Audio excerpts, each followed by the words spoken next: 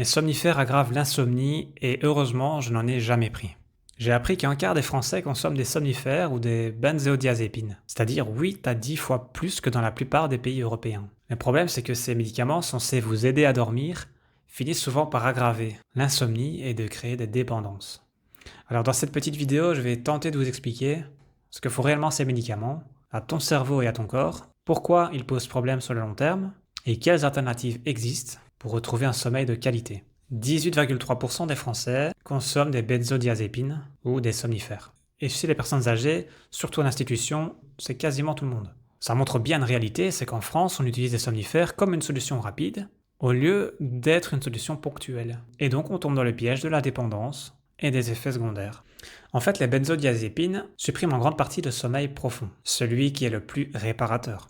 Il y a aussi une réduction des phases de sommeil, paradoxale, essentielle pour la mémoire et l'apprentissage. Donc oui, tu as l'impression de dormir plus longtemps, mais tu vas te réveiller sans énergie, comme si ton cerveau n'avait pas récupéré. Par rapport aux effets secondaires, altération de la mémoire, risque accru de dépression, augmentation des risques de développer la maladie d'Alzheimer, dépendance, tolérance et syndrome de sevrage. Le GABA est un neurotransmetteur qui calme et qui favorise l'endormissement. Contrairement au glutamate, c'est une espèce d'équilibre qui se passe au niveau du cerveau. Mais quand on le stimule artificiellement, il y a une descente brutale, un peu comme avec l'alcool ou le sucre, ce qui explique les envies pressantes de sucre, d'alcool, mais aussi l'anxiété, l'irritabilité, l'agressivité, le lendemain. Mais ce n'est pas tout. Sur le long terme, ça s'aggrave. L'insomnie devient chronique au lieu de se résoudre. Les risques de somnolence et d'accidents augmentent surtout chez les seniors. Aggravation de l'apnée du sommeil. Le trouble du contrôle des pulsions et des passages à l'acte est augmenté. Il y a aussi une augmentation de la probabilité d'affections respiratoires ou ORL et même une augmentation des risques de cancer. Une consommation régulière de plus de 132 comprimés par an est associée à plus de 35% de risque. Et globalement, ça multiplie le risque de mortalité.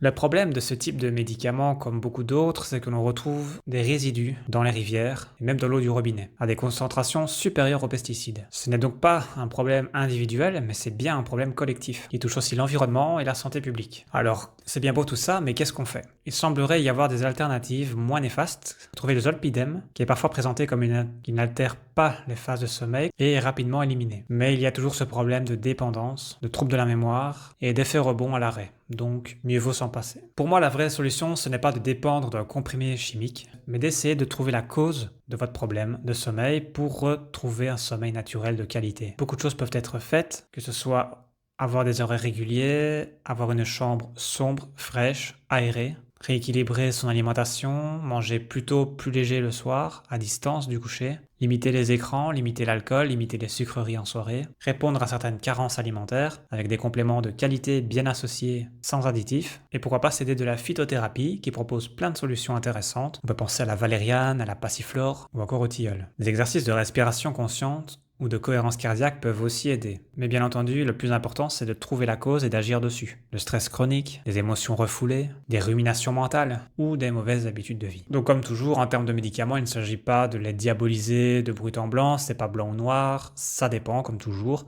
Dans certains cas, ponctuellement, ça peut clairement aider. Mais attention, sur le long terme, ce n'est pas une solution durable. Beaucoup de personnes pensent que le sommeil, c'est juste une recharge de batterie. C'est plus que ça, c'est vital. Rien ne peut remplacer un sommeil naturel de qualité. C'est là que le corps peut se réparer, se nettoyer, se détoxifier et tout simplement aussi organiser la mémoire. Et toi, est-ce que ton sommeil est bon?